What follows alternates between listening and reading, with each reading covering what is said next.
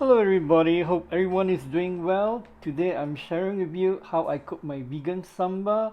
If you like the recipe, please like the video, and if you like my recipes, do subscribe to my channel. Sambal is a very popular condiment in Malaysia, Singapore and Indonesia. It is a great complement to nasi lemak, mee goreng and nasi goreng. It's also used as a spice ingredient in many stir fries.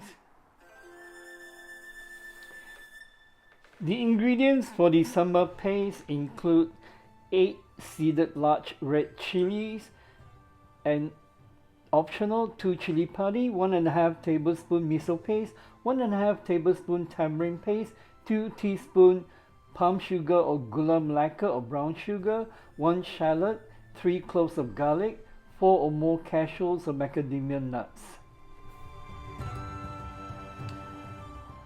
Okay, we need to blend all the ingredients in a blender, or you could blend them using a mortar and pestle.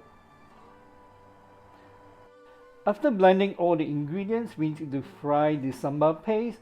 First, we heat the oil in the pan over low heat, and then we add the sambal paste.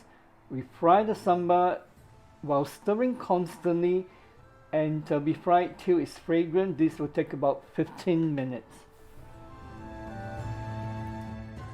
When the sambal is done, we will set it aside, let it cool. We can store it in the fridge. It would last for 2 to 3 weeks in an airtight jar.